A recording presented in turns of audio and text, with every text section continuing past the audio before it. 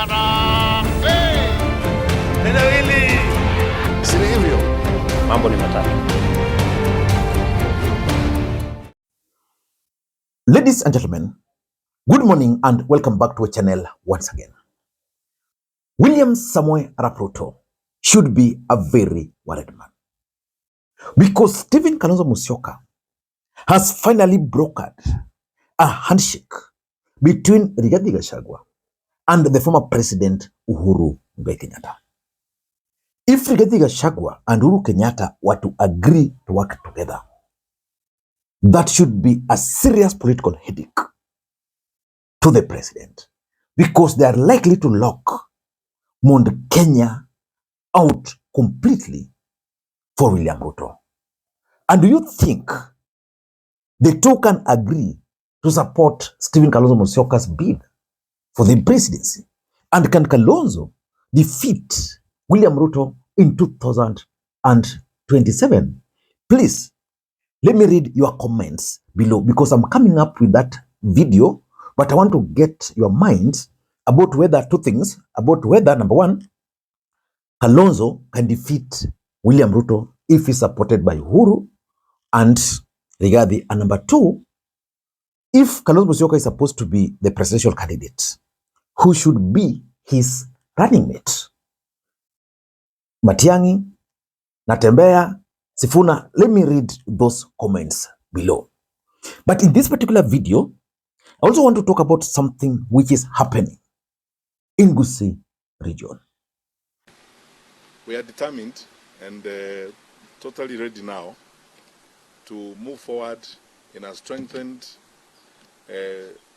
revitalized manner. We have begun the process of organizing for elections. Fred Matiang'i is pushing for 6-piece voting strategy. For those who don't know, 6-piece voting strategy simply means that you vote for all seats, one party, which means, according to Matiang'i, he wants them to vote for the MCA on Jubilee, MP Jubilee, Women Rep Jubilee, Senator Jubilee, Governor Jubilee, and of course now the President also on Jubilee party ticket. Which begs the question, is there something which Matiang'i also knows that we might not know? That is the guy who is likely to be the presidential candidate. In this video, I want us to analyze that strategy, because he has convened a meeting of all aspirants from Gusii region. Before we do that, for those who are watching this channel for the first time, please take a second or two, click the subscribe button so that next time we produce a video like this, YouTube will automatically notify you. And to the subscribers, I want to continue thanking you guys for your continued support, because without that support, this channel cannot be where it is. Ladies and gentlemen, when Fred Matiang'i came back to the country, most Kenyans had expected that he was going to form a Gusii-based political party. And I remember none other than Rigathi Gachagua advising him to go and form his party and come with that party to the negotiating table. Mimi pale kwetu nimekubalika. Yeah? Kwa hivyo mimi nikiongea, watu ya mlima wanajua naongea kwa niaba yao.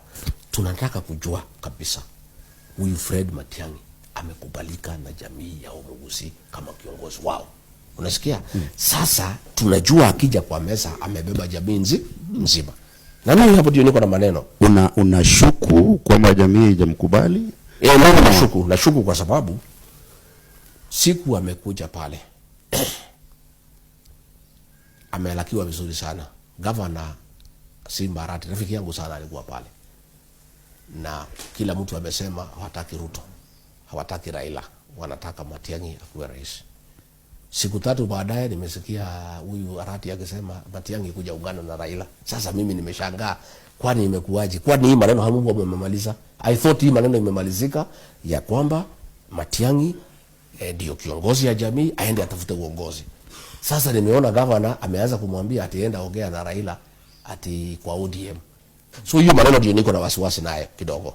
Tena mimi nimeanza kuona vijana wadogo, huyu kijana anaitwa Osoro, huyu anaitwa Nyakundi, wanamtusi Matiangi na kusema ni mtu bure, hawezi, hakwende, watarudi Washington, hiyo mtu hawezani na Kenya nini. So nimeanza kushindwa. Huyu Matiangi amekubalika kabisa kama kiongozi wa jamii. How do we trust ya kwamba huyu Matiangi enjoys the goodwill of the Gusii community? But Fred Matiang'i, in his own wisdom, decided to join Jubilee.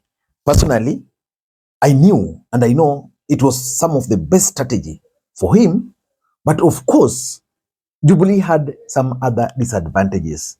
The baggage, although he needed that national appeal.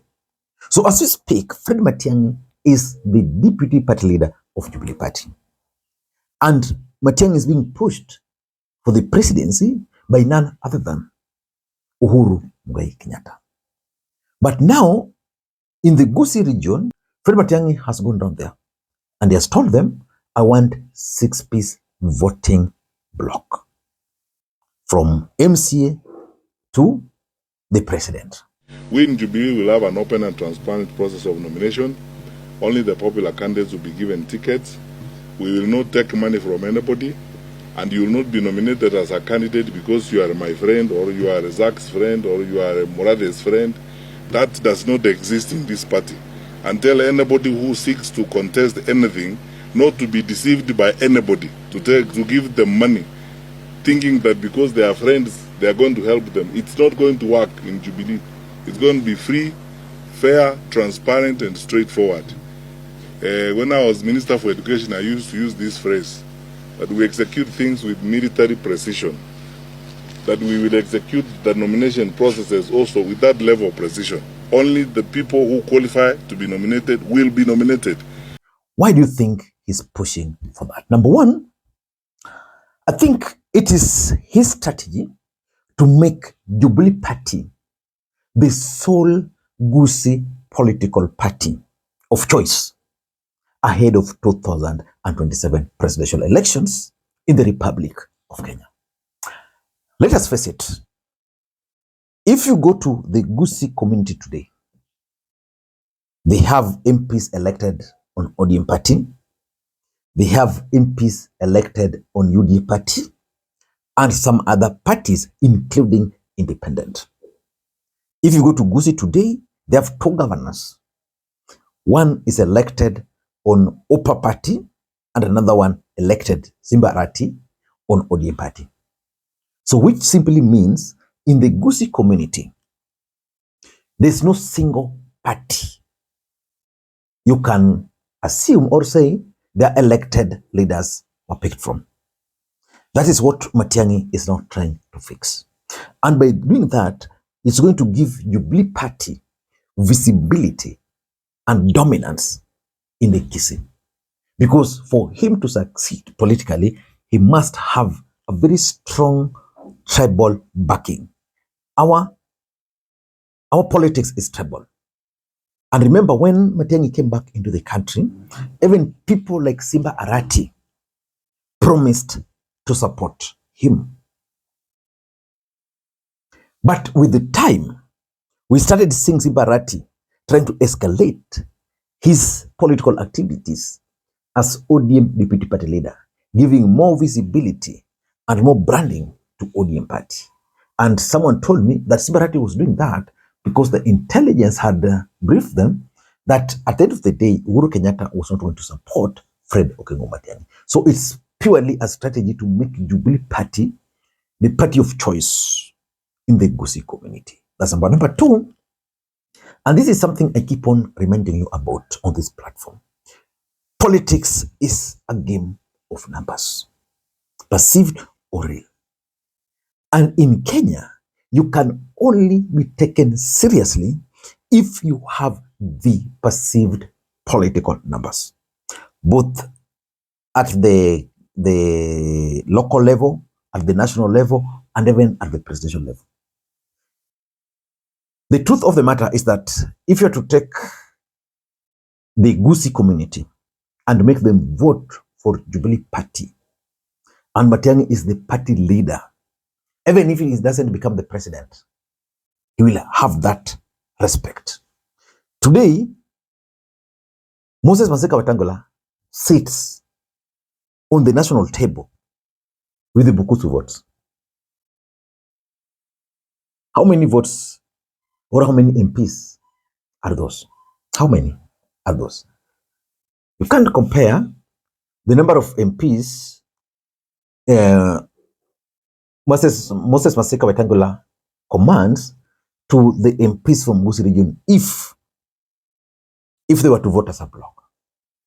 So it will make Matiangi very powerful. And that game of numbers is generally the main thing in politics.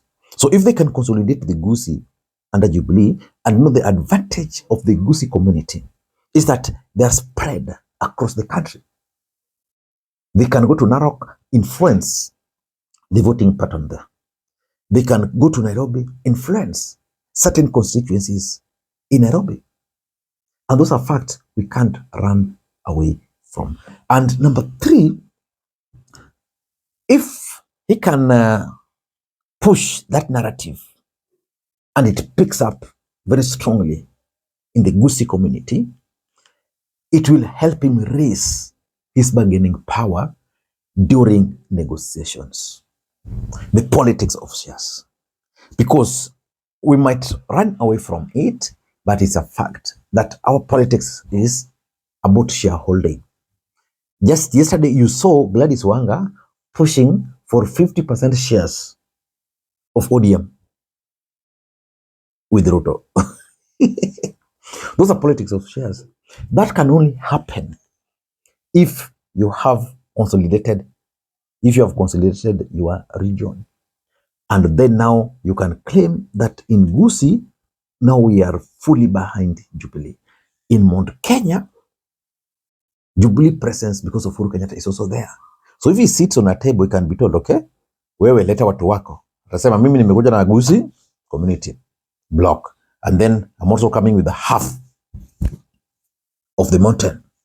And I'm also looking at, let's say, half of the Western Alliance. Because Western Alliance is also there for him to grab if he wants to. And because of that, I mean, he can bargain and also use it to lock out Simbarati and ODM and even Jubilee from roaming the streets of Gusii. And lastly, Matiang'i wants to become the president of the Republic of Kenya. He can only become the president of the Republic of Kenya if he has a national image, if he has a national appeal, if other factors also favors him. As we speak, a lot of political factors favors Fred Matiang'i, especially in the united opposition. He's being supported by Jubilee. He has the Gusii. He has the international support. Fred Matiang'i has the perceived mtu wa kuchapa kazi. Matiang'i is not very dirty. Matiang'i worked at a very high position in the Republic of Kenya. Minister for Interior. The only one who served full term. Matiang'i. But despite that, if you are to make him dirty like a pig, you can only try and come up with the Ruaraka land, and it ends there. No major scandal. So which means if you can explain to Kenyans and convince them about the Ruaraka land scandal, he'll be okay. So he's trying to consolidate the Gusii into one. And that will also help him consolidate his national support. Until next time, this is Makwiny. Bye-bye.